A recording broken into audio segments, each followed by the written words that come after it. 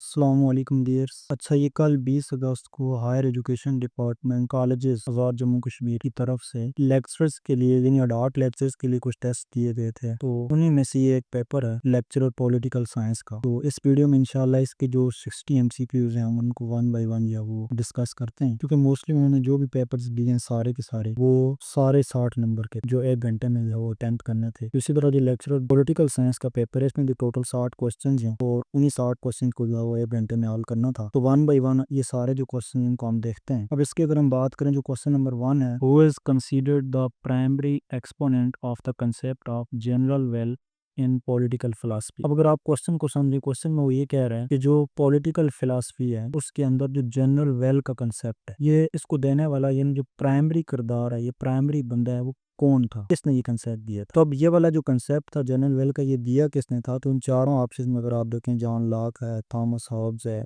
Gene Jacques Roseau है और Montesquieu है।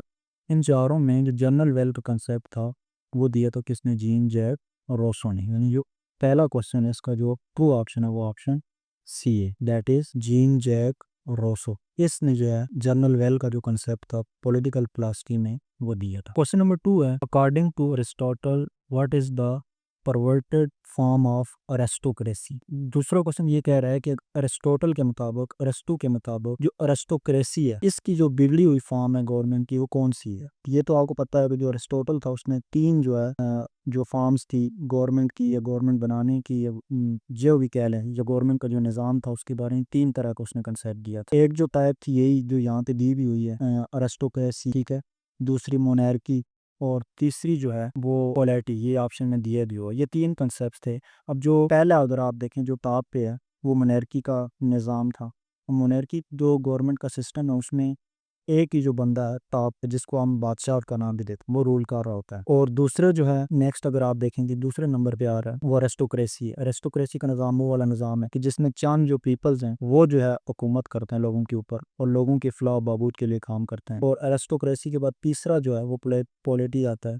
ये वो वाला निज़ाम हुकूमत है कि जिसमें ज़्यादा जो लोग हैं या ज़्यादा जो हुक्मरान है वो जो वो डील कर रहे होते हैं उस गवर्नमेंट के सिस्टम। अब ये यहाँ पे ये क्वेश्चन पूछ रहा है कि जो अरिस्टोक्रेसी है इसका परवर्टेड फॉर्म कौन से वाली। तो ऑप्शन में अगर आप देखें चार ऑप्शन दिए, चारों में जो अरिस्टोक्रेसी की परवर्टेड या आप ये कह लें बिगड़ी हुई फॉर्म है वो है ऑप्शन है ओलिगैर्की। अब जो ओलिगैर्की अगर हम इसकी बात करें, ये वो वाले फॉर्म ऑफ गवर्नमेंट है कि जिसमें होते तो चंद लोग ही हैं, वो चंद लोग ही गवर्नमेंट में इन्वॉल्व होते हैं, ये कह लें वो रूल कर रहे होते हैं जिस तरह अरिस्टोक्रेसी है। लेकिन इन दोनों में डिफरेंस ये है, अरिस्टोक्रेसी में उनका जो मकसद होता है वो अवाम की फलाह बहबूद है, यानी उसके बारे में वो काम कर रहे हैं। जबकि ओलिगैर की जो फॉर्म है, परवर्टेड फॉर्म है इसकी, इसमें भी होते चंद लोग ही हैं, फ्यू पीपल्स ये रूल कर रहे होते हैं। लेकिन उनके जो आपके कह लें मकसद हैं, उनका जो पर्पस है, उनकी जो डीलिंग्स है वो अपने आप कह लें अपने मफादात उनके ज़्यादा होते हैं, यानी अवाम की फलाह बहबूद से हट के वो अपने लिए सारा वो काम कर रहे होते हैं। तब हम ये कहते हैं कि ये अरिस्टोक्रेसी की परवर्टेड फॉर्म। क्वेश्चन नंबर 3 है, Karl Marx theory of history which poses that class struggle is the engine of historical change is known as. कि जो Karl Marx theory of history, ये जो थ्योरी है जो कार्ल मैक्स ने दी थी, जो वो इस थ्योरी में वो ये कह रहा है कि जो कोई भी हिस्टोरिकल चेंज है, कोई भी जो तारीखी तब्दीली है, कोई भी जो with the passage of time modification, उसके लिए जो मेन रोल है वो उस आप कह लें उस गवर्नमेंट के अंदर कह लें, उस सोसाइटी के अंदर कह लें, जो भी कहें, कि जो लोग हैं, जो पीपल्स हैं, वो जो स्ट्रगल करते हैं, उनकी स्ट्रगल जो है उस हिस्टोरिकल चेंज में आप ये कह लें वो ये कह रहा है इंजन का काम करती है।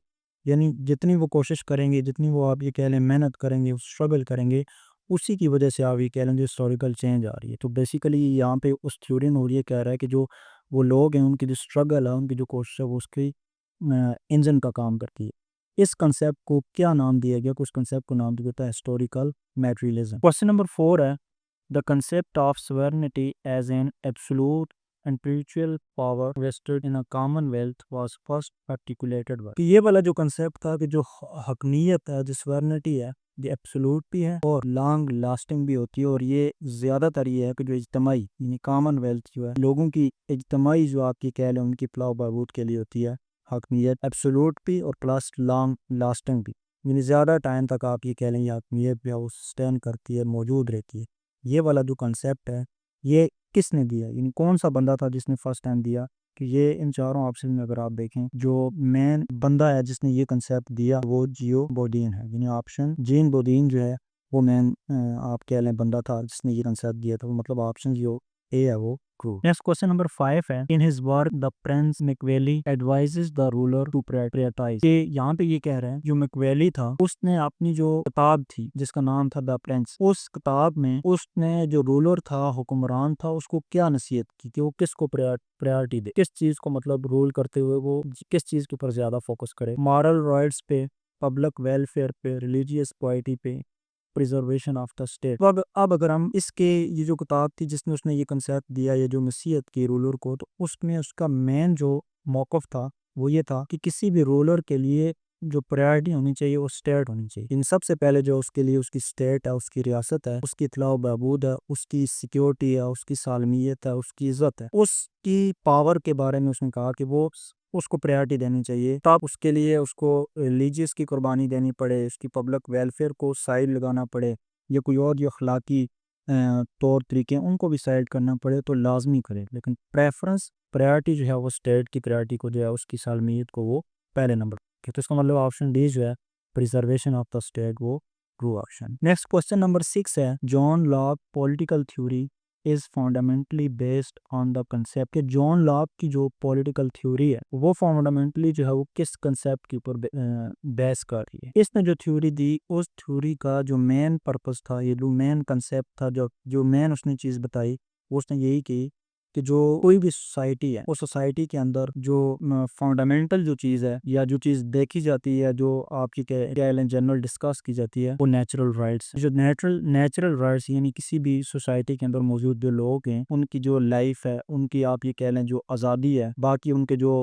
हकूक़ हैं यानी प्रॉपर्टी है, इन सब का आप ये कह लें जो है हाकम है, हुक्मरान है या रूलर है, जो भी कहें, वो किसी तौर पे भी उसके जो नेचुरल राइट्स हैं उन राइट्स को चेंज नहीं कर सकता। नेक्स्ट क्वेश्चन नंबर 7 है, अल-फराबी's concept of the ideal state is primarily led by a philosopher ruler he calls। जो अल-फराबी था उसने कंसेप्ट दिया था आइडियल स्टेट का, जिसको उस आइडियल स्टेट को जो रूल कर रहा है वो रूलर जो फिलासफर रूलर होगा। उसने उस फिलासफर रूलर को क्या नाम दिया? इन जो अल-फराबी था उसने अपने कंसेप्ट में आइडियल स्टेट कंसेप्ट में उस रूलर को क्या नाम दिया? कैलेब, इमाम, फर्स्ट चीफ, सुल्तान। इसने इन अल-फराबी ने उस फिलासफर रूलर के लिए जो नाम यूज किया वो फर्स्ट टाइम नाम उसने यूज किया फर्स्ट चीफ या रईसुल अव्वल का नाम। क्वेश्चन नंबर 8 है, इब्ने खुल्दून की contribution to political and social thought in his concept. कि जो इब्न खुल्दून था उसकी जो की कंट्रीब्यूशन थी सियासी और समाजी, उसका जो कंसेप्ट था यानी इसमें वो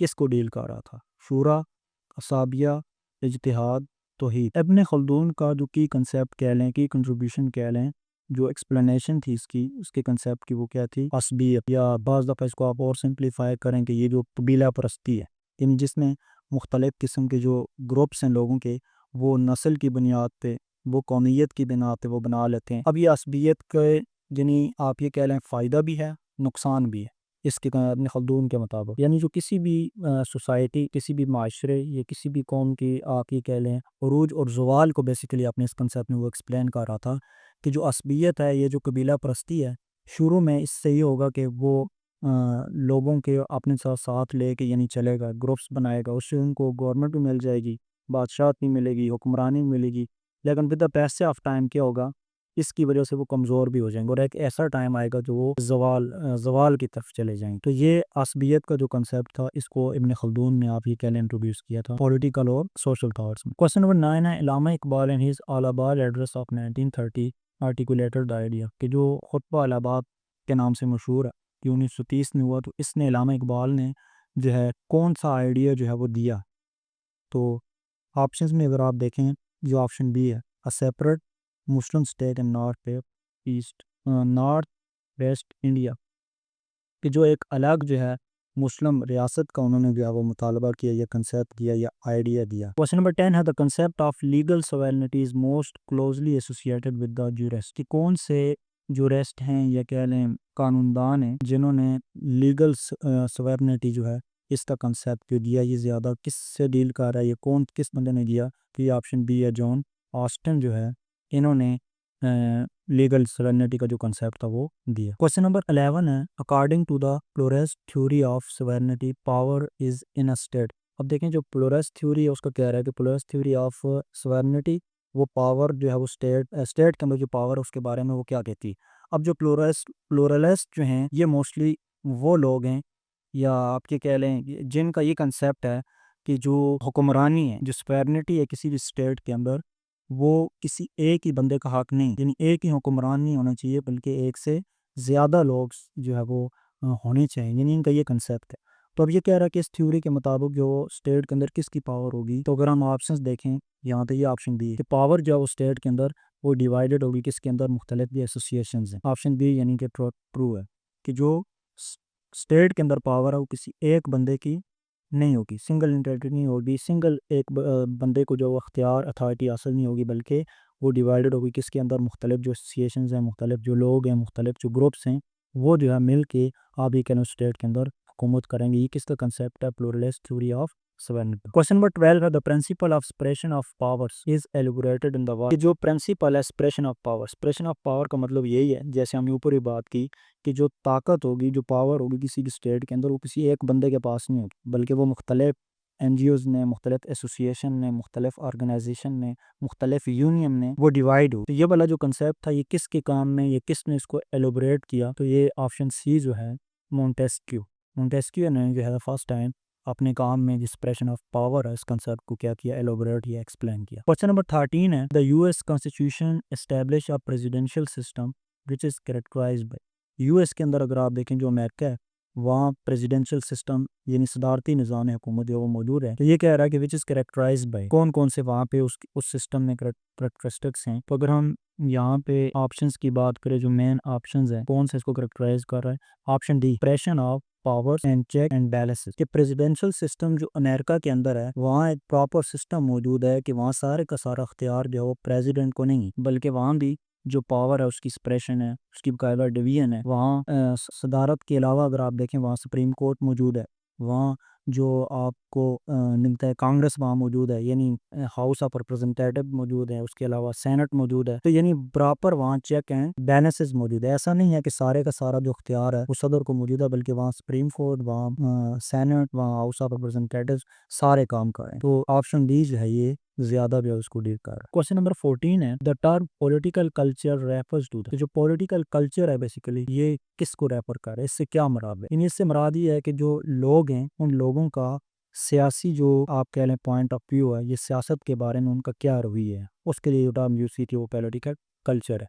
तो इन चारों ऑप्शन में जो ऑप्शन ए है ये ट्रू है कि उनका एटीट्यूड, उनके बिलीफ, उनकी वैल्यूज जो है पॉलिटिक्स के बारे में लोगों की क्या है, तो ये कहलाता है political culture. Next question number 15 है, in the British parliamentary system the principle of collective responsibility means. कि जो बरतानिया का, यूके का जो आप कह लें पार्लियामेंट्री निज़ाम है उसके अंदर जो कलेक्टिव रिस्पॉन्सिबिलिटी से क्या मुराद, जो वहाँ प्रिंसिपल मुतारफ़ की हो कलेक्टिव रिस्पॉन्सिबिलिटी का मतलब ये है कोई भी वहाँ काम होगा, कोई भी जिम्मेदारी होगी, या कोई भी आप ये कह लें वहाँ इशू होगा, उसकी जिम्मेदारी एज ए होल पूरी कैबिनेट के ऊपर हो। कि अगर रिज़ाइन की बात आएगी तो सारी कैबिनेट रिज़ाइन करेगी, कि कोई भी इशू आएगा तो उसकी जिम्मेदारी पूरी की पूरी कैबिनेट के ऊपर होगी। तो इसका मतलब ये है इस प्रिंसिपल को वहाँ क्या नाम दिया था, collective responsibility. The whole cabinet stands united and is responsible. कि वहाँ सिर्फ एक बंदे को उसका कसूरवार नहीं ठहराया जाएगा, बल्कि कोई भी इशू है, कोई भी काम है, तो वहाँ एज ए होल पूरी की पूरी कैबिनेट उसकी जिम्मेदार हो। ठीक है, इस प्रिंसिपल को क्या नाम दिया था, कलेक्टिव responsibility. Question number 16 है, the concept of judicial review in the United States was established by which landmark Supreme Court case। कि यूनाइटेड स्टेट्स के अंदर या अमेरिका के अंदर ये कंसेप्ट लॉन्च हुआ जुडिशल रिव्यू, कि जो अदालत है वो किसी भी कानूनी पॉइंट को वो रिव्यू कर सकती है। ये कब ये वाला कंसेप्ट लाया गया, तो ये एक मशहूर केस है सुप्रीम कोर्ट का, जिसके बाद जुडिशल रिव्यू का कंसेप्ट वहाँ अमेरिका में भी आया, और मुख्तलिफ जो आप ये कह लें स्टेट्स हैं उनके अंदर भी ये लॉन्च किया गया। कि ये केस था मॉर्बरी वर्सेस मेडिसन का। इस केस में सुप्रीम कोर्ट ने जो है ये वाला फैसला दिया था जुडिशल रिव्यू का, कि अब अदालत को इख्तियार है कि वो जो कोई भी आप ये कह लें जो इशू है उसके ऊपर जो है वो रिव्यू कर सकता है। ठीक है, तो उसको जुडिशल रिव्यू का नाम दिया इस कंसेप्ट का। और ये किस किस केस से है, मॉर्बरी वर्सेस मेडिसिन, यानी ये केस था सुप्रीम कोर्ट का, इसका अलग से आप इसकी डिटेल देख भी लेना कि इनका केस था, इसको क्योंकि ऑर्डर हुआ था मरबरे का एज ए जस्टिस, लेकिन उसके ऊपर जो एम्प्लीमेंट न्यू चूँकि जो प्रेसिडेंट बना था उसने उसका इम्प्लीमेंट नहीं किया, तो इसने केस किया था इस मेडिसिन को आप ये कह लें फ्रीक बना के। तो ये मेडिसिन जो है ये बेसिकली उस वक्त जो अमेरिका का या ये कह लें स्टेट का सेक्रेटरी था, ठीक है। ये केस था, इनके केस में इन्होंने ये जुडिशियल रिव्यू का जो कंसेप्ट था सुप्रीम कोर्ट ने ये दिया था। नेक्स्ट क्वेश्चन नंबर 17 है the constitution of the fifth French Republic 1958 created a system that is best described. जो फ्रांस का एक्ट है जिसको कॉन्स्टिट्यूशनल एक्ट का नाम भी दिया जाता है 1958 का, इस कॉन्स्टिट्यूशन एक्ट में जो है जो निज़ाम लाया गया उस निज़ाम को बेस्ट जो इन चारों में कौन सा डिस्क्राइब कर सकते हैं, सेमी प्रेसिडेंशियल सिस्टम। क्योंकि आपको पता है इस एक्ट के मुताबिक फ्रांस के अंदर प्रेसिडेंट को भी फुल इख्तियार दिए हुए हैं और पीएम को भी फुल इख्तियार किए हुए हैं, यानी दोनों आप ये कहने एक तरह से आज़ाद है। यानी वहाँ जो सदर बनता है वो बाकायदा जो अवान है उनके वोट्स के बाद जो वो इलेक्ट होता है, तो अब तब हम उसको कंप्लीट प्योरली पार्लियामेंट्री भी नहीं कह सकते, प्योरली प्रेसिडेंशियल भी नहीं कह सकते, तो प्योर जो यहाँ पे टर्म यूज कर सकते हैं वो क्या है, सेमी प्रेसिडेंशियल। क्वेश्चन नंबर 8 है the theory of realism in the international relation poses that the international system is characterised by. जो थ्योरी ऑफ रियलिज्म है इसके मुताबिक अगर हम देखें इंटरनेशनल रिलेशंस के अंदर कि जो इंटरनेशनल सिस्टम है कब हम उसको इंटरनेशनल सिस्टम कह सकते हैं या क्या उसकी करेक्टरिस्टिक्स है, तो यहाँ पे इन चारों में अगर आप देखें जो बेस्ट ऑप्शन है इसको इंटरनेशनल सिस्टम को डील कर that is anarchy. Question number 19 है the concept of balance of power in international politics is a mechanism design कि जो इंटरनेशनल पॉलिटिक्स है उसके अंदर जो बैलेंस ऑफ पावर का कंसेप्ट है बेसिकली ये क्यों डिज़ाइन किया गया, ये क्यों रखा गया है कि तमाम जो कंट्रीज़ हैं वहाँ उनकी वहाँ जो पावर है उसका बैलेंस रहे। अब देखिए ना इसका बेसिक मकसद बैलेंस ऑफ पावर कंसेप्ट इसीलिए है कि इस वक्त दुनिया के अंदर कई ममालिक हैं, तो ऐसा ना हो कि कल को कोई और एक मुल्क उठ के ही अपनी जो है वो पावर आप ये कहने शो कर ले, वो बाकियों के ऊपर हैवी हो जाए। तो पावर को बैलेंस रखने के लिए इंटरनेशनल पॉलिटिक्स के अंदर बेसिकली ये सिस्टम या ये वाला कंसेप्ट जो वो लॉन्च किया गया। तो ऑप्शंस देखें अगर to promote global free trade ये तो नहीं है, ensure no single state become dominant, हाँ ये ऑप्शन बी जो है ये ट्रू है कि ताकि ये इंश्योर किया जा सके इस कंसेप्ट के मुताबिक कि कोई एक सिंगल स्टेट जो है वो डोमिनेंट ना हो बाकियों के ऊपर, तो उसके लिए ये वाला कंसेप्ट दिया गया जिसको नाम दिया इसका balance of power. Question number 20 है the primary judicial organ of the United nation is the, ये जो यूनाइटेड नेशन है या अक़वाम मुत्तहिदा है इसका प्राइमरी जो आप ये कह लें जुडिशल ऑर्गन है वो क्या है, तो ये इंटरनेशनल कोर्ट ऑफ जस्टिस है। ऑप्शन सी जो है वो ट्रू है, इंटरनेशनल कोर्ट ऑफ जस्टिस या यूनाइटेड नेशन का main judicial organ. Question number 21 है new liberalism in IR says conflict is reduced mainly by. जो न्यू लिबरलिज्म कंसेप्ट है इसके मुताबिक जो इंटरनेशनल रिलेशन है इसमें जो कन्फ्लिक्ट है, जो वार्स जो झगड़े हैं वो कैसे ख़त्म किए जा सकते हैं, अलायंसेस के ज़रिए, पावर पॉलिटिक्स के ज़रिए, कल्चरल हेगमनी के ज़रिए, institutions and economic inter defence.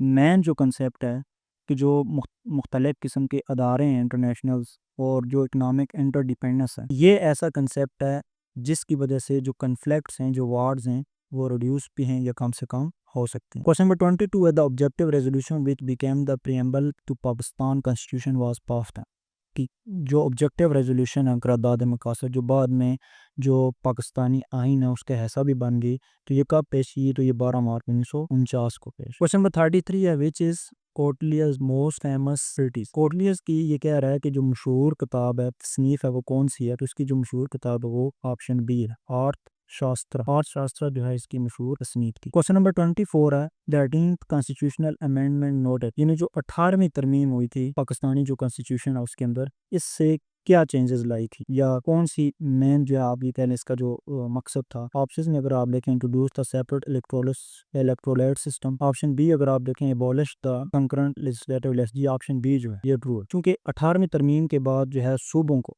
जो प्रोविंसेस थे उनको स्पेशल आप ये कह लें इख्तियार दिए थे, तो उन इख्तियार में ये वाला भी है कि जो कंकरेंट लेजिस्लेटिव लिस्ट थी, पहले ये था कंकरेंट लेजिस्लेटिव लिस्ट ये है ना कि बहुत सारे ऐसे काम थे, ऐसी चीज़ें थी जिनकी लिस्ट बनाई हुई थी कि जो जिनके ऊपर प्रोविंसेस भी कोई रूल्स पास कर सकते और उसके अलावा जो फेडरेशन थी या नेशनल असम्बली थी वो भी करी थी। तो इस 18वीं तरमीम के बाद वो जो लिस्ट थी उस लिस्ट को एबॉलिश कर दिया, ख़त्म कर दिया, यानी ये था कि अब वो वाले काम सिर्फ और सिर्फ प्रोविंस जो वो खुद कर सकता, उसमें नेशनल असम्बली का या फेडरल जो सिस्टम था उसका कोई रोल नहीं है। ठीक है, तो ये ऑप्शन बी जो है वो true. Question number 25, in Pakistan political system the body responsible for the appointment of superior court जजेस की जो सुपीरियर कोर्ट्स हैं यानी हाई कोर्ट और सुप्रीम कोर्ट, उसमें जो जजेस की अपॉइंटमेंट की रिस्पॉन्सिबिलिटी है पाकिस्तान में जो सियासी निज़ाम उसने किसकी है? Ministry of law and justice, prime minister secretariat, judicial commission of Pakistan. जो जजेस की या जस्टिस की अपॉइंटमेंट है वो बेसिकली पाकिस्तान का जुडिशल जो कमीशन है पाकिस्तान का, इसकी जिम्मेदारी थी। ये भी आपको पता है जुडिशल कमीशन ऑफ पाकिस्तान जो इसका जो चेयरमैन है वो चीफ जस्टिस है। जुडिशल कमीशन ऑफ पाकिस्तान जो है इसको अख्तियार है किसी भी जो जजेस हैं वो हाई कोर्ट के सुप्रीम कोर्ट उनकी अपॉइंटमेंट यही कर सकते हैं। 26 the concept of civil military relation primarily examine the relationship between. तो जब हम इस कंसेप्ट की बात करते हैं कि जो सिविल और जो मिलिट्री है उनके दरमियान रिलेशनशिप के कंसेप्ट की बात करते हैं तो ये बेसिकली किसको डील कर रहा होता है, यानी किसके कंसेप्ट की बात हो रही होती है।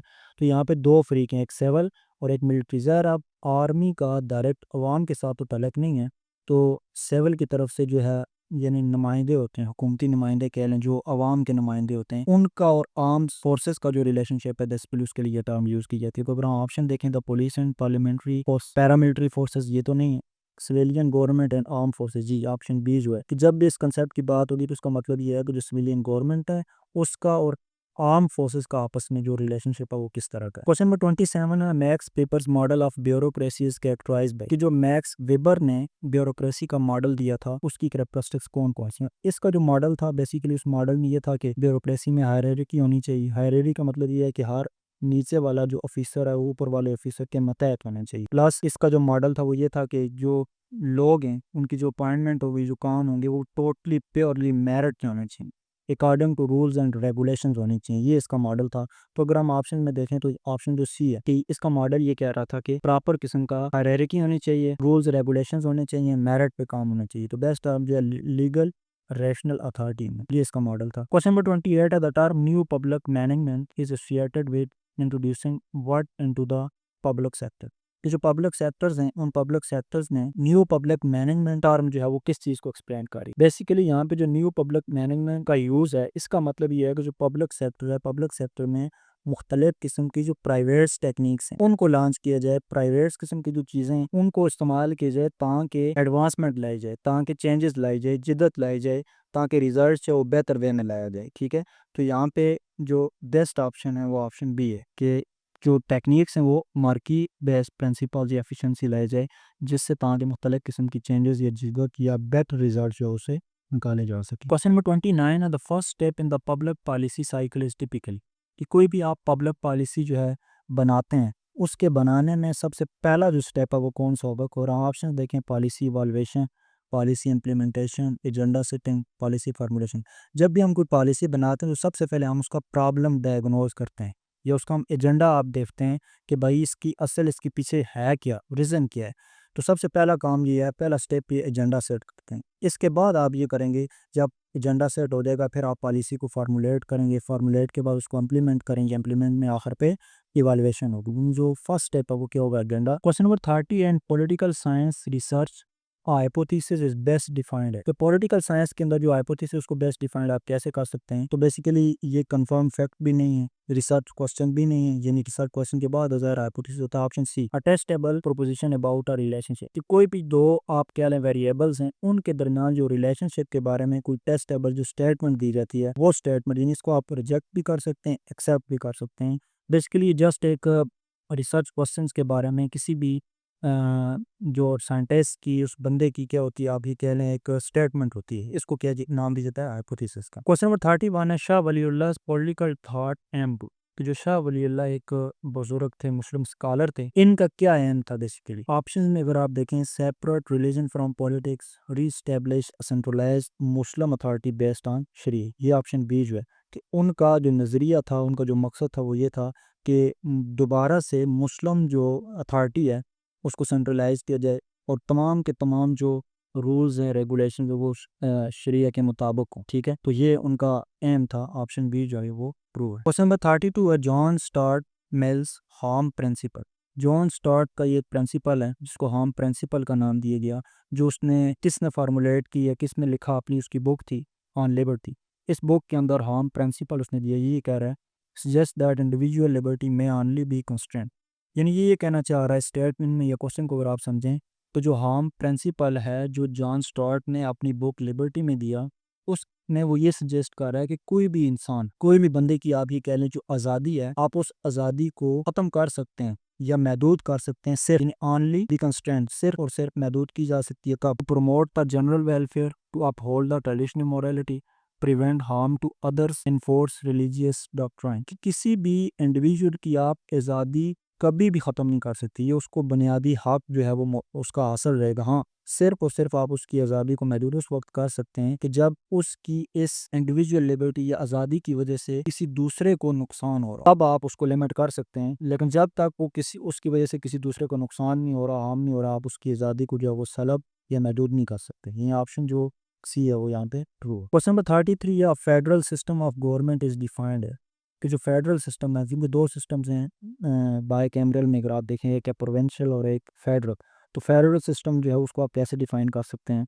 तो यहाँ पे अगर आप देखें option B, a constitutional division of power between the central and regional government. यानी रीजनल गवर्नमेंट्स का मतलब ये है कि जो प्रोविंशियल गवर्नमेंट है और प्लस जो मेन सेंट्रल यानी जो फेडरल है, उसके दरमियान बेसिकली जो डिवीजन ऑफ पावर, वो उस वजह से जो आप ये कह लें ये दो सिस्टम बनाए गए, एक फेडरल सिस्टम और एक प्रोविंशियल सिस्टम, ताकि जो पावर है, जो काम्स हैं, उनको डिवाइड किया जा सके। तो ऑप्शन बी जो है ये true. 34, the concept of hegemony is as ideological domination by the ruling class was developed by Marx thinker. कि जो हेगमनी का कंसेप्ट है, हेगमनी कंसेप्ट का मतलब ये है कि कुछ आप ये कह लें जो रूलिंग क्लास के लोग हैं, वो नजरियाती तौर पे आप ये कह लें कुछ जो दूसरे लोग हैं उनके ऊपर जो वो हावी हो जाते हैं, यानी उनके ऊपर आप ये कह लें कंट्रोल कर लेते हैं। ठीक है, ये वाला जो कंसेप्ट था, ये मार्क्स थिंकर जो है वो कौन सा वाला जिसने ये दिया, तो ये एंटोनियो ग्रैम्शी ने हेगनी का जो कंसेप्ट था, ये इसको आप ये कहने दिया था कि जिसमें कुछ रूलिंग क्लास जो है, एलाइट क्लास के जो लोग हैं, वो अपना जो है फिनोमेना जो है वो दूसरों के ऊपर आप ये कह लें हैवी कर लेते हैं, उनका कंट्रोल कर लेते हैं, उनको डील करते हैं। 35 है, the foreign policy of state is primarily an expression of its. कि किसी भी मुल्क की जो खारजा पॉलिसी है, फॉरेन पॉलिसी है, वो बेसिकली किस चीज़ की एक्सप्रेशन होती है? उनकी national interest, national obligations, moral principles, ruling party manifesto. तो बेसिकली किसी भी मुल्क की जो खारजा पॉलिसी है, वो बेसिकली उस मुल्क की नेशनल जो इंटरेस्ट है उसको उसकी एक्सप्रेशन होती है। यानी मुल्क की जो सालमियत है, मुल्क की जो आप ये कह लें सिक्योरिटी है, ठीक है, वो उसका एक्सप्रेशन होती है किसी भी मुल्क की जो है वो फॉरेन पॉलिसी। तो ये नेशनल इंटरेस्ट जो है वो ट्रू ऑप्शन है। क्वेश्चन नंबर 36 है, constructivism in international relations theory argues that states interest are shaped. Constructivism जो कंसेप्ट है इंटरनेशनल रिलेशंस में, इसके मुताबिक जो स्टेट का इंटरेस्ट है उसको कैसे शेप किया जा सकता है, कैसे बेहतर किया जा सकता है? तो ऑप्शन अगर आप देखेंगे option C, shared ideas, norms and identities. इन वैल्यूज़ के ज़रिए किसी भी जो स्टेट है उसकी स्टेट्स की जो इंटरेस्ट है उसको शेयर किया जाता है। क्वेश्चन नंबर 37 है, the council of common interest in Pakistan is a constitutional body design to. कि पाकिस्तान के अंदर एक कॉन्स्टिट्यूशनल बॉडी बनाई गई है जिसका नाम है काउंसिल ऑफ कॉमन इंटरेस्ट। इसका ये कह रहा है कि इसका क्या काम है, इसको क्यों बनाया गया? तो जो basically council of common interest है, ये जो सूबे हैं और प्लस जो फेडरल आप ये कहने सेटअप है, इनके दरमियान कोई भी जो इशू है, कोई भी जो डिस्प्यूट है, इसको सॉल्व करने के लिए ये वाली जो आप ये कह लें बॉडी बनाएगी जिसका नाम है council of common interest. Manage foreign affairs भी नहीं है, ये ऑप्शन बी जो है वो to, resolve disputes between the federation and provinces के सूबों और जो फेडरल है इन सिस्टम है, ये फेडरेशन है, इनके दरमियान अगर कोई किसी भी मामले में डिस्प्यूट हो जाता है, कोई मामला है, उसको सॉल्व आउट करने के लिए, सॉल्व करवाने के लिए जो बॉडी मौजूद है वो काउंसिल ऑफ कॉमन इंटरेस्ट है। क्वेश्चन नंबर 38 है, the political system of the people's republic of China is best described as. कि जो अवामी जमहूरिया आप कह लें चीन है, उसका जो सियासी निज़ाम है उसको आप कैसे डिस्क्राइब कर सकते हैं? मल्टी पार्टी डेमोक्रेसी, वहाँ तो मल्टी पार्टीज हैं ज़रूर, लेकिन कंटेस्ट नहीं करती वो इलेक्शन में। इसी तरह कॉन्स्टिट्यूशनल मोनार्की भी नहीं है, सिंगल पार्टी स्टेट। हाँ, ऑप्शन सी जो है वो आप कह सकते हैं कि वहाँ एक ही पार्टी है, कम्युनिस्ट पार्टी जो है चाइना की, वही रूल भी कर रही है, वही इलेक्शन में भी आ रही है। तो बेस्ट जो पॉलिटिकल सिस्टम है उसको यहाँ पे डिस्क्राइब करने वाला जो ऑप्शन है वो सिंगल पार्टी स्टेट, के वहाँ एक ही पार्टी जो है वो मौजूद है, बाकी पार्टी मौजूद है लेकिन इलेक्शन में या मेजॉरिटी वाली जो पार्टी है वो एक ही। 39 है, the concept of procedural justice emphasise. कि जो प्रोसीजरल जस्टिस है का कंसेप्ट है, ये किसको एम्फिसाइज कर? आप देखें प्रोसीजरल जस्टिस का मतलब ये है कि जो डिसीजन है, जो जस्टिस है, वो जो भी हो, जिस तरह के भी हो, उसका इशू नहीं है, लेकिन ये चेक करना, ये देखना ज़रूरी है कि आया वो जो जस्टिस है, जो डिसीजन है, जो फैसला दिया जा रहा है अदालत की तरफ से या जिस भी, वो आया फेयर है या नहीं, उसका देने का जो तरीका है वो क्या है, वो कहलाता है प्रोसीजरल जस्टिस। ऑप्शन ए यहाँ पे दिया हुआ है, नहीं ऑप्शन ए ठीक नहीं है। ऑप्शन ए देखें, फेयरनेस ऑफ आउटकम्स, आउटकम की बात नहीं हो रही। प्रोसीजर जस्टिस का मतलब ये है कि जो जस्टिस देने का तरीकाकार है वो किस तरह का है। Equitable distribution of resources, fairness of the process use to make decision. जी, ऑप्शन सी जो है ये ट्रू है कि जो प्रोसेस है जिसके जरिए आप कोई भी डिसीजन दे रहे हैं, कोई भी फैसला दे रहे हैं, आया वो कितना फेयर है, वो तरीकाकार कैसा है, ये कहलाता है प्रोसीजरल जस्टिस। क्वेश्चन नंबर 40 है, in Plato's Republic the ideal state is ruled by, कि प्लेटो के मुताबिक अगर हम देखें जो आइडियल स्टेट है उसको कौन रूल कर सकता है, यानी उसका रूलर जो है वो किस तरह का होगा प्लेटो के मुताबिक। तो ये यहाँ पे ऑप्शंस देखें, अगर ये डी है फिलासफर कैंट, इसके मुताबिक कि किसी भी जो आइडियल स्टेट है उसको डील करने वाला जो रूलर है वो फिलासफर होना चाहिए, और साथ में अगर आप ये कहें कि वो आलम होना चाहिए, ये करेक्टरिस्टिक उसके अंदर मौजूद होनी चाहिए, यानी वो फिलासफर कैंग होना चाहिए। 41 है, अल-मवारदी ट्रीटीज अल-अक़वाम सुल्तानिया, यानी जो अल-मवारदी है इसकी बुक है अल-अक़वाम सुल्तानिया, इसके अंदर जो है वो मेन काम ये कह रहा है कौन से था, किसके ऊपर इसने बात की, बात के अंदर जो मेन उसने काम किया वो किसके ऊपर था, the ordinance of Islamic governance, यानी जो इस्लामी निज़ाम हुकूमत है उसके बारे में इसने सारी चीज़ें उसने अपनी कुछ किताब में जो वो लिखी हुई थी। क्वेश्चन नंबर 42 है, the treaty of Westphalia is considered a landmark in the development of the modern state system because, ये कह रहा है कि जो वेस्टफैलिया का मायदा था इसको क्यों आप ये कह लें लैंडमार्क कंसिडर किया जाता है जो मॉडर्न स्टेट है उसके डेवलपमेंट में, क्या ऐसा जो है इस ट्रीटी ऑफ वेस्टफैलिया में था कि जिसकी वजह से इसको आप ये कह लें जो है वो एक संग मील कंसिडर किया जाता है। उसकी क्या वजह, because it insured the principle of collective security, state sovereignty, human rights, free trade, यानी किस चीज़ की आप ये कह लें बुनियाद रखी जिसकी वजह से इसको ठीक कंसिडर किया जाता है। तो इसमें जो मेन था human rights, principle of human rights हैं उनकी आप ये कह लें उसकी प्रोटेक्शन को उसको इंश्योर किया इसने, दैट्स वाई आप ये कह लें इसको एक संगे मील जो है वो उस मायदे को जो वो कंसिडर किया जाता है। 43 है, a bicameral legislature is one that consist of, bicameral आपको पता है वो वाला निज़ाम हुकूमत कह लें, कानून साजी का सिस्टम कह लें जिसमें दो हाउसेज होते हैं। जैसे पाकिस्तान में अगर आप देखें तो यहाँ नेशनल असम्बली और हमारा सेनेट, यूएसए के अंदर देखें तो वहाँ हाउस ऑफ रिप्रेजेंटेटिव और सेनेट वहाँ मौजूद है, यानी ऐसा सिस्टम जिसमें दो हाउसेज या दो चैम्बर होते हैं। ऑप्शन ए जो है वो यहाँ पे भी होगा, ये ट्रू है कि टू हाउसेज आर चैम्बर जिस लेजिस्लेशन में मौजूद है। Question number 44 of the system of spoils और patronage in public administration refers to the practice of, अगर हम देखें यहाँ पे ये कह रहा है कि स्पॉइल्स या पेट्रोनेज जो सिस्टम है पब्लिक एडमिनिस्ट्रेशन में, इसका क्या मतलब है। अब सिस्टम ऑफ स्पॉइल या पेट्रोनेज वो वाला सिस्टम है पब्लिक एडमिनिस्ट्रेशन में कि जिसमें मुख्तलिफ किस्म की जो सियासी आप कह लें सीट्स हैं, सियासी आप ये कह लें जो पॉलिटिकल ऑफिसर्स हैं, इसी तरह जो मुख्तलिफ किस्म की आप ये कह लें जॉब्स हैं, उसमें इस सिस्टम में जो सियासी लोग हैं वो अपने उन्हीं लोगों को एडजस्ट करते हैं जो उनको सपोर्ट करते हैं, जो उनको उनके लिए कंपेन करते हैं, उनके लिए आप ये कह लें काम करते हैं। कि इस सिस्टम को सिस्टम ऑफ स्पॉइल्स या पेट्रोनेज का नाम भी है। हमारे सियासी सिस्टम में भी आप देखें ज़्यादातर वही लोग एडजस्ट होते हैं जो अपने उन सियासी लोगों को जो है वो वोट दे रहे होते हैं, उनके साथ नारे मार रहे होते हैं, उनको आप ये कह लें उनकी चमचागिरी कर रहे होते हैं। ठीक है, तो बेसिकली ये वो वाला सिस्टम है जिसमें वो अपने ही लोगों को प्रेफर करते हैं। तो अगर हम ऑप्शन में देखें appointing official based on merit, यहाँ इस सिस्टम में कोई भी मेरिट नहीं है। ऑप्शन बी देखें अवार्डिंग पब्लिक ऑफिसर्स और पॉलिटिकल एक्ट, जी उन्हीं लोगों को वो पब्लिक ऑफिसर्स में लेके आते हैं या उनको जॉब्स देते हैं जो आप ये कह लें उनके साथ वफादारी कर रहे होते हैं, उनके साथ चल रहे होते हैं, यानी पॉलिटिकल बेस पे सारे काम हो रहे होते हैं। ये वाला सिस्टम क्या कहलाता है, सिस्टम ऑफ स्पॉइल्स या पेट्रोनेज। क्वेश्चन नंबर 45 है, the iron law of oligarchy suggesting that all organization inevitably become dominated by a small elite was formulated, यानी जो आयरन लॉ ऑफ ओलिगार्की है ये बेसिकली ये कहता है कि कोई भी ऑर्गेनाइजेशन में वो एक न एक वक्त ऐसा आता है कि वो उनको एक स्मॉल आप कह लें छोटा सा जो इशराफिया है एलाइट कास्ट लोग हैं वो उस ऑर्गेनाइजेशन को डोमिनेट कर लेते हैं। यानी कहने का मतलब ये है कि जो भी ऑर्गेनाइजेशन जितने भी अच्छी हों एक टाइम ऐसा आता है तो उस ऑर्गेनाइजेशन में कुछ चंद लोग जो है वो उस ऑर्गेनाइजेशन के हुक्मरान बने होते हैं, उसके सदर बने होते हैं, उसके चेयरमैन बने होते हैं, बाकी जो लोग हैं वो साइड लगा दिए जाते हैं। तो ये वाला जो कंसेप्ट था ये किसने फार्मूलेट किया, तो अगर ऑप्शन देखें ऑप्शन सी रॉबर्ट माइकल ने ये वाला कंसेप्ट दिया कि कोई भी ऑर्गेनाइजेशन है एक न एक वक्त ऐसा आता है जो उस ऑर्गेनाइजेशन को एक स्मॉल अशराफिया जो है वो उसको डोमिनेट कर लेता है, बाकी जो लोग हैं वो उससे बिल्कुल अलग हो जाते हैं। क्वेश्चन नंबर 46 है the electoral system where a candidate must receive more votes than any other candidate but not necessary a majority. ये कह रहा है कि ऐसा इलेक्टोरल सिस्टम, ऐसा इलेक्शन कि जिस इलेक्शन में किसी कैंडिडेट को सिर्फ ज़्यादा वोट लेने बस उसके लिए मस्ट है। ये मस्ट नहीं है कि उसके पास मेजॉरिटी है, यानी इलेक्शन में सिर्फ उसके पास वोट बस दूसरे कैंडिडेट से ज़्यादा होने चाहिए। ये नहीं है कि 50% मेजॉरिटी उसको हासिल हो। ऐसा जो इलेक्टोरल सिस्टम है उसको क्या नाम देते हैं? Proportional representation, alternative vote, two round system. D, इस सिस्टम को फास्ट पास्ट द पोस्ट या प्लूरलिटी का निज़ाम देते, जैसे हमारे यहाँ भी है। अगर आप देखें ना, आप किसी इलेक्शन में 3 लोग खड़े हैं तो एक के पास सपोज हम कहते हैं कि एक को वोट मिलते हैं 25,000, एक को मिलते हैं 50,000, एक को मिलते हैं 75,000।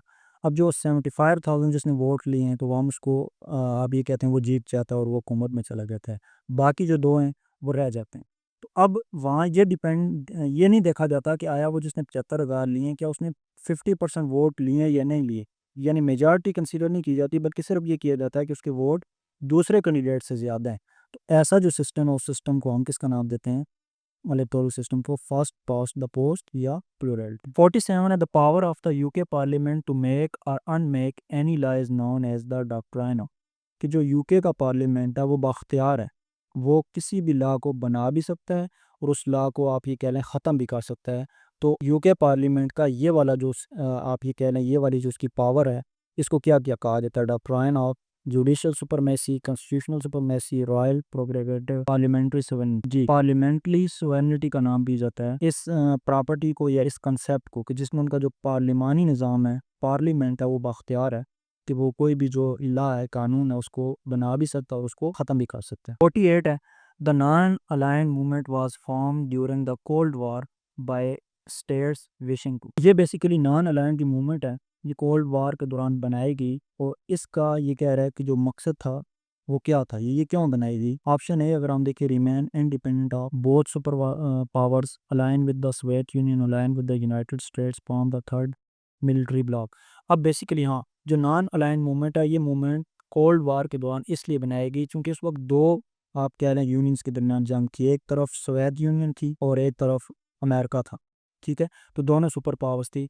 तो अब जो नॉर्मल कंट्रीज़ थी, जो डेवलपिंग कंट्रीज़ थी, तो वो ये चाहती थी कि हम दोनों से अलग हो जाएँ, ना हम अमेरिका के साथ जाएँ, ना हम इसके साथ सोवियत यूनियन के साथ। तो उन्होंने अपनी एक ये मूवमेंट बनाई जिसको नॉन अलाइंड मूवमेंट का नाम, जिसमें ये इंडिया वगैरह यानी ये कंट्रीज़ की इजिप्ट वगैरह ये सारी। तो अब ये इन्होंने इसलिए बनाई या इसका क्याम इसलिए रखा गया ताकि वो वाली कंट्रीज़ बजाय दोनों के साथ कन्फ्यूजन के वो किसी के साथ भी शामिल ना हो। तो यानी जो ऑप्शन ए है ये ट्रू है कि remain independent of both super powers, कि जिनका जिसका मकसद ये था कि पांचों को दोनों जो पावर्स हैं, या सोवियत यूनियन या यूनाइटेड स्टेट्स, उन दोनों से ही वो क्या लें, इंडिपेंडेंट रहें। 49 है the UK's x term parliament act 2011 which is repealed in 2022 limited the PM election calling prohibited by fixing parliamentary terms to how many, यानी ये पार्लियामेंट का एक्ट था यूके का, ये 2011 में लॉन्च हुआ और फिर इसको 2022 में ख़त्म भी कर दिया गया।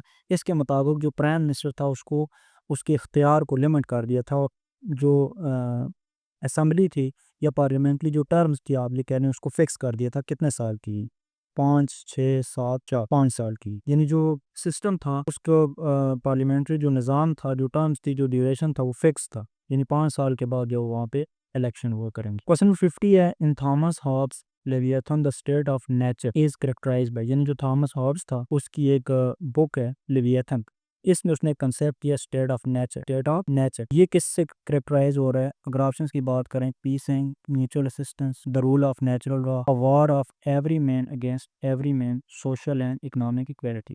अब देखें ये वाला जो कंसेप्ट था उसमें जो लेविएथन ने मेंशन किया state of nature, state of nature concept basically ये एक्सप्लेन कर रहा है कि नेचर के अंदर अगर वहाँ कोई भी हुकूमत ना हो, कोई भी वहाँ कानून ना हो, कोई भी वहाँ आप ये कह लें चेक एंड बैलेंस ना हो, वो उसको नाम दिया गया था स्टेट ऑफ नेचर। तो वहाँ पे ज़ाहिर सी बात है जब रूल्स ही नहीं, जब रेगुलेशन ही नहीं है, जब वहाँ हुक्मरानी ही नहीं है, कुछ चेक एंड बैलेंस ही नहीं है, तो वहाँ हर इंसान को दूसरे इंसान से ख़तरा है, हर इंसान दूसरे इंसान के लिए आप ये कह लें वो जंग का सबब है। तो ये वाला जो ऑप्शन सी जो है वो ट्रू है कि a war of every man against every man, कि हर बंदा जो दूसरे बंदे के साथ ज़ाहिर है वहाँ उसकी जंग ही है, उस वो प्रॉपर्टी के लिए भी वहाँ उसने लड़ना है, वहाँ उसने हर चीज़ के लिए मतलब आप देखें उनके दरमियान एक तरह की वार है। क्यों? क्योंकि वहाँ जस्ट नेचर है, वहाँ पे रूल्स नहीं है, वहाँ रेगुलेशंस नहीं है, वहाँ कोई हुक्मरानी नहीं है, कोई सेटअप नहीं है। बेस्ट ऑप्शन जहाँ पे इसको डील कर रहा है वो ऑप्शन बी सी है, सॉरी, ये वाला war of every man against every. Question 51 है, who was the first elected president of Azad Jammu and Kashmir के पहले जो इलेक्टेड प्रेसिडेंट हैं आज़ाद जम्मू एंड कश्मीर के, वो कौन है? तो वैसे तो अगर आप देखें जो सरदार इब्राहिम खान ये पहले सदर हैं, जो पहले आप ये कह लें जो हुकूमती सेटअप है उसका ये ऐसा थे 1947 में। लेकिन जो फर्स्ट इलेक्टेड प्रेसिडेंट की यहाँ बात हो रही है, तो इलेक्टेड प्रेसिडेंट आज़ाद कश्मीर के वो KH खुर्शीद। क्वेश्चन नंबर 53 है, in the United States a constitutional amendment becomes part of the constitution when ratified bye.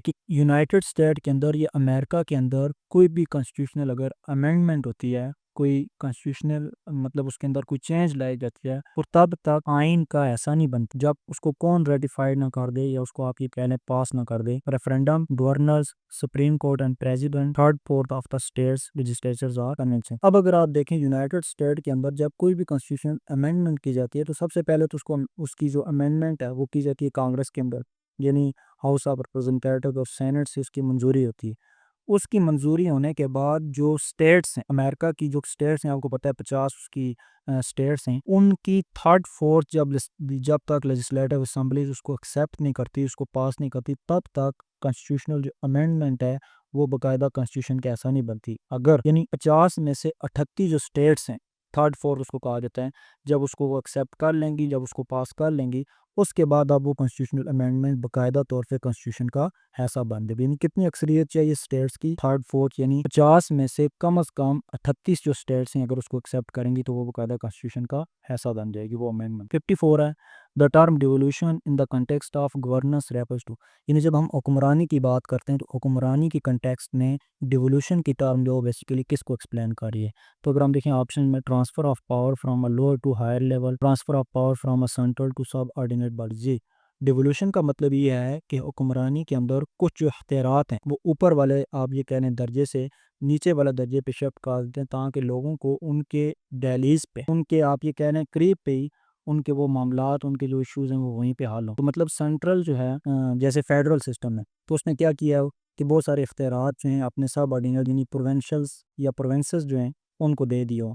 तो जो पावर का ट्रांसफर है सेंट्रल से सब ऑर्डिनेट को, इसको इसके लिए जो टर्म है बेसिकली क्या यूज़ की जाती है? डेवोल्यूशन। क्वेश्चन 55 पे, in comparative politics, politics recruitment refers to the process by way, कि जो मौजनाती जो सियासत है, पॉलिटिक्स है कंपैरेटिव, इसमें जो पॉलिटिकल रिक्रूटमेंट है ये किस प्रोसेस के लिए जो है वो पॉलिटिकल रिक्रूटमेंट जो टर्म यूज़ की जाती है? जैसे अगर हम देखें ना, हम jobs recruitment, students recruitment term use कर रहे होते हैं, तो यहाँ पे पॉलिटिकल रिक्रूटमेंट का मतलब ये है कि किसी पॉलिटिकल ओहदे के लिए, सियासी ओहदे के लिए हम किसी बंदे को जो सिलेक्ट कर रहे होते हैं, उसको उस इंतज़ामी ओहदे के लिए ला रहे होते हैं, तो वो कैसे ला रहे हैं, कौन कौन सी चीज़ें देख रहे हैं, वो बेसिकली कराती है पॉलिटिकल रिक्रूटमेंट।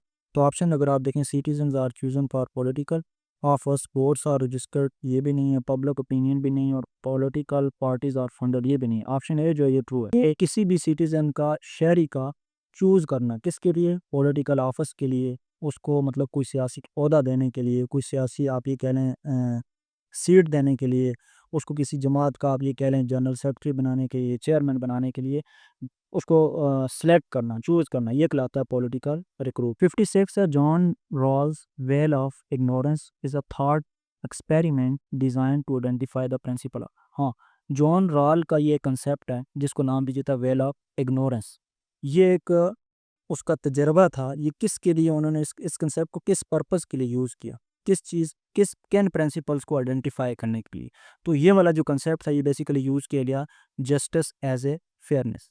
जो जस्टिस है, जो इंसाफ है, उसकी जो फेयरनेस है वो कितना आप ये कह लें फेयर है, इस चीज़ को डायग्नोज करने के लिए, इस प्रिंसिपल को आइडेंटिफाई करने के लिए जो जॉन रॉल का ये वाला कंसेप्ट है वेल ऑफ इग्नोरेंस भी है, इसको यूज़ किया जाता है या ये कह लें डिज़ाइन किया गया। 57 है, Pakistan foreign policy provide towards Jio economic signifies a greater emphasis, कि जो पाकिस्तान की फॉरेन पॉलिसी या खारजा पॉलिसी है वो अगर आप देखें टिल्ट कर रही है किसकी तरफ? जियो इकनॉमिक्स। जो हमें क्या बता रही है कि जो फॉरेन पॉलिसी का जो मेन टारगेट है वो क्या है? जियो इकनॉमिक्स जो है वो क्या आपको रिप्रेजेंट कर रहा है, क्या सिग्निफाई कर रहा है कि ग्रेटर जो एम्फेसिस है वो किसके ऊपर है।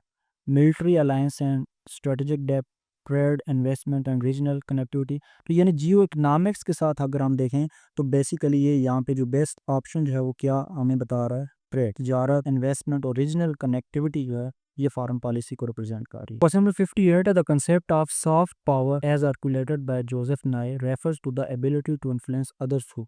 यानी जोसेफ नाई जो था इसने ये कंसेप्ट दिया था सॉफ्ट पावर का, जो क्या एक्सप्लेन कर रहा है कि जो मतलब दूसरों को आप कैसे इन्फ्लुएंस कर सकते हैं, कैसे जो है उनके साथ आप ताल्लुकात को बेहतर कर सकते हैं, कौन सा ऐसा फिनोमेना या आपकी कह लें जो चीज़ है उसको अडॉप्ट करके। तो बेसिकली उस कंसेप्ट को कि आप कैसे दूसरों को इन्फ्लुएंस कर सकते हैं, उनके साथ बेटर ताल्लुकात इस्तवार कर सकते हैं, इसको उसने सॉफ्ट पावर का नाम दिया, जो क्या एक्सप्लेन रिप्रेजेंट कर रहा है कि it refers to the ability to influence others through economics, attraction and persuasion. यानी आप दूसरे लोगों को, दूसरी कंट्री को, उनके ऊपर कोई मिलिट्री यूज़ यानी आर्मी का यूज़ करके, मैशियत का यूज़ करके आप उनके ऊपर आप ये कह लें अपना इन्फ्लुएंस नहीं कर सकते, बल्कि दूसरी कंट्रीज़ को, दूसरी कंट्रीज़ के लोगों को, उनके आप ये कह लें उनकी खारजा पॉलिसी को आप अपनी तरफ लेके आ सकते हैं, सिर्फ और सिर्फ किसके ज़रिए, अट्रैक्शन एंड परसुएशन। यानी जो आपकी कल्चरल वैल्यूज़ हैं, जो आपके अखलाक हैं, जो आपकी कदरें हैं, उनके ज़रिए आप क्या कर सकते हैं कि दूसरे जो लोग हैं उनको इन्फ्लुएंस कर सकते हैं, उनको अट्रैक्ट कर सकते हैं, अपनी तरफ ला सकते हैं। 59 है, the locus standi in judicial proceeding refers to the, कि एक ये कंसेप्ट है जब भी कोई भी अदालती कार्रवाई होती है उसमें ये वाला जो लोकस स्टैंडी है ये कह रहा है कि किसको रेफ़र करता है। इसका मतलब ये है कि कोई भी बंदा अदालत में बगैर किसी वजह के, बगैर किसी आप ये कह लें ख़ास, जब तक उसका कोई इशू ना हो वो अदालत में नहीं जा सकता। तो अब वो वाला आप ये कह लें कुछ सॉलिड जो रीज़न है जिसकी बेस पे उसने अदालत में जाना है, वो आप ये कह लें वो जो राइट आप कह लें उसका है, ये जो इशू है उसके लिए टर्म यूज की है लोकल स्टैंडिंग। ऑप्शन अगर आप देखेंगे ऑप्शन बी, राइट और capacity to bring an action in the court, कि उसके पास कोई ना कोई राइट होना चाहिए, कोई उसकी आप उसके पास कोई इशू होना चाहिए जिसकी बेस पे वो अपना मसला अदालत में आके जो आप ये कह सकते हैं राइज कर सकता है। वो उसके लिए जो टर्म यूज़ की जाती है जुडिशियल प्रोसीडिंग, उसको नाम दिया था लोकस स्टैंड। क्वेश्चन नंबर 60 है, the primary function of a political party is, कि किसी भी सियासी जमात का जो मेन फंक्शन है, जो मेन मकसद है वो क्या हो सकता है। तो मेन मकसद जो है वो उसका ये है, contest elections to control government. ज़ाहिर है किसी भी पॉलिटिकल पार्टी का मतलब ये होता है कि वो आवाम को आप ये कह लें शऊर दे, ठीक है, और फिर उनके लिए इलेक्शन कंटेस्ट करे, और फिर जो गवर्नमेंट है उसका कंट्रोल संभाले, और फिर जो लोग हैं जिनके आप ये कह रहे हैं वोटिंग से, जिनकी वजह से वो उस गवर्नमेंट में आए फिर उनके काम करें। तो मेन जो फंक्शन है पॉलिटिकल पार्टी पे वो क्या है कि contest elections to control government. तो उम्मीद है आपको ये इस वीडियो में जो मैंने क्वेश्चन सॉल्व किए हैं अच्छी तरह वो आपको समझ भी आई होगी। तो अगर कहीं ना कहीं कोई मुझसे गलत आप कह लें कोई क्वेश्चन टैप हुआ हो या गलत लफ्ज़ लिखा हो, निकल गया हो, तो आपने उसको लाजमी तौर पर डिस्कस करना और मेरी रहनुमाई करनी है कमेंट सेक्शन। जज़ाकल्लाह, अस्सलाम वालेकुम।